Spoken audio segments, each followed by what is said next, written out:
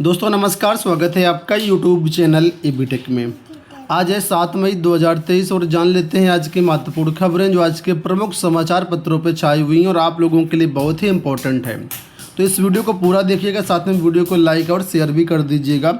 और इसी तरह के मॉर्निंग अपडेट्स जो भी न्यूज़पेपर की हेडलाइंस होती हैं शिक्षा जगत से जुड़ी हुई, उनको पाने के चैनल को सब्सक्राइब भी कर लेना।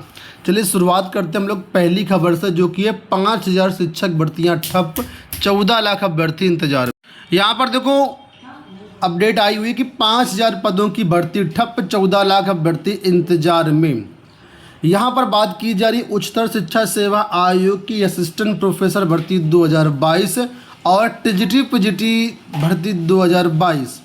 टीजीटी पीजीटी में 4163 पदों का विज्ञापन जारी किया गया था और असिस्टेंट प्रोफेसर में 1017 पदों पर विज्ञापन की बात है। दोनों को मिलाकर के लगभग 5000 पद यहाँ पर बनते हैं और ये दोनों भर्तियाँ ठप्प हैं।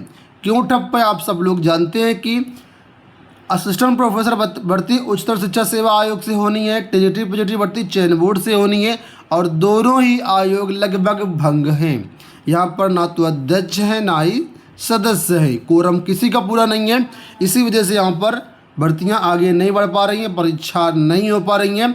14 लाख अभ्यर्थी जो हैं इंतज़ार में है, कब परीक्षा होगी, कब ज्वाइनिंग होगी, इसी इंतज़ार में अब तक लगभग देखा जाए तो 10 महीने का समय निकल चुका है।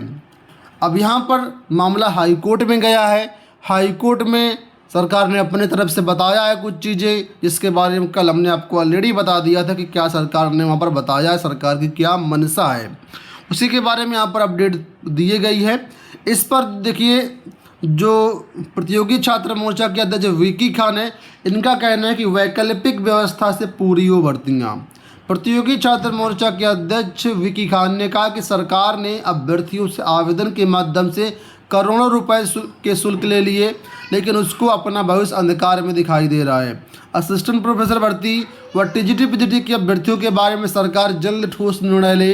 सरकार नए आयोग के गठन में लग रहे समय को देखते हुए वैकल्पिक व्यवस्था करके प्रक्रिया में चल रही भर्तियों को पूरा कराए। तो वैकल्पिक व्यवस्था के माध्यम से भर्तियाँ पूरी करने की मांग की गई है और कोर्ट का भी ऐसा कुछ रुख था कि आप यहाँ पर जो है सदस्य अपने मन से नियुक्त कर दें तो ठीक है, अदरवाइज हम इसका आदेश पारित कर देंगे और फिर आपको ये भर्ती करानी पड़ेगी। हालांकि उसके बाद भी सरकार के पास विकल्प रहेगा डबल बेंच में जाने के लिए या फिर सुप्रीम कोर्ट में जाने के लिए, लेकिन फिलहाल जो व्यवस्थाएं हैं, जो चीज़ें चल रही हैं, वो चीज़ें इस वीडियो के माध्यम से मैं आपको बताने का प्रयास कर रहा हूँ।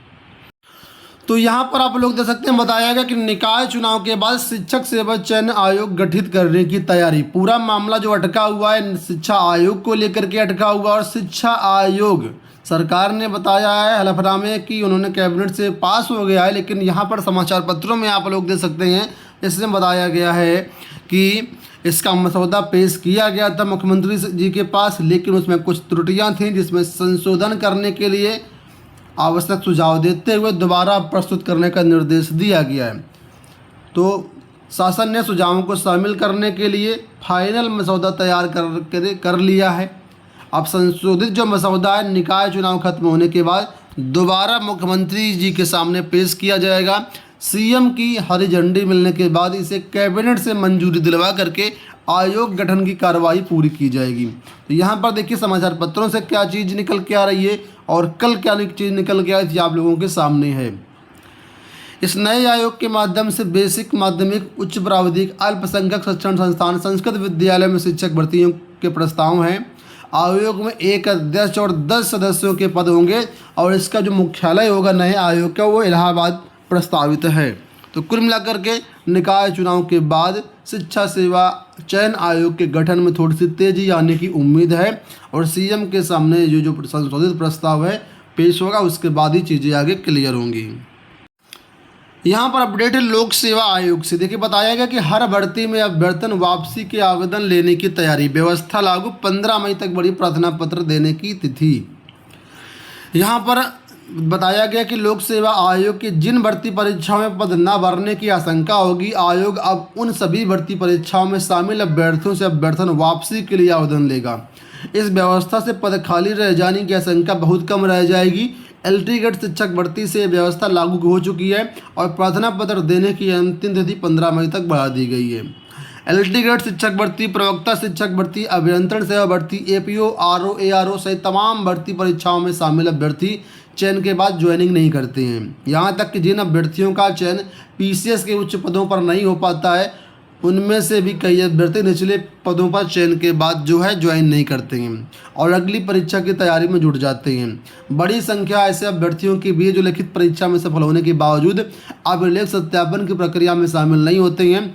ऐसे में आयोग को इन अभ्यर्थियों को अतिरिक्त अवसर देना पड़ता है। इनमें से कई अभ्यर्थी अतिरिक्त अवसर देने पर नहीं आते हैं और उनकी सीटें खाली चली जाती हैं। कई ऐसे भी अभ्यर्थी हैं जो एक साथ 2 या 3 भर्तियों में चयनित हो जाते हैं।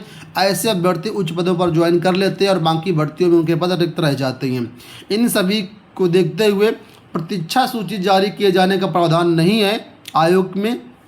ऐसे में मेरिट में नीचे रह गए अभ्यर्थियों का चयन रिक्त पदों पर नहीं हो पाता है। इन तमाम समस्याओं के मद्देनजर आयोग ने तय किया है कि जो अभ्यर्थी किसी भर्ती में अपना अभ्यर्थन वापस लेना चाहते हैं तो आवेदन उनसे अधिकृत रूप से आवेदन लिए जाएंगे।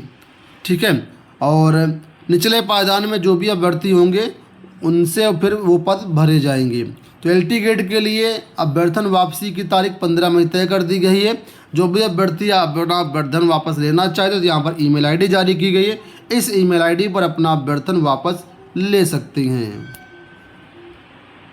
नीट परीक्षाओं को लेकर के अपडेट है कि 45 केंद्रों में आज 32,000 अभ्यर्थी शामिल होंगे। लखनऊ से अपडेट है, कड़ी सुरक्षा की व्यवस्था के बीच रविवार को national eligibility cum entrance test यानी नीट का आयोजन होगा। लखनऊ में 45 परीक्षा केंद्र बनाए गए हैं। इसमें करीब 32,000 अभ्यर्थी शामिल होंगे।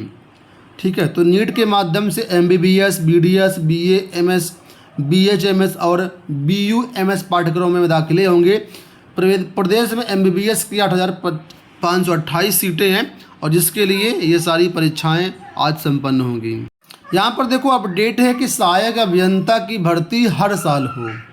उत्तर प्रदेश इंजीनियर्स एसोसिएशन के महासचिव इंजीनियर आशीष यादव ने कहा कि सीधी भर्ती प्रक्रिया के माध्यम से सहायक अभियंताओं की हर साल भर्ती की जाए, साथ ही जांच प्रकरणों का समयबद्ध निस्तारण किया जाए। वो शनिवार को महात्मा गांधी मार्गदर्शक कार्यालय में एसोसिएशन के स्थापना दिवस शताब्दी वर्ष समारोह को संबोधित कर रहे थे। उन्होंने कहा कि कैडर रिव्यू की कार्रवाई भी पिछले कई वर्षों से लंबित है।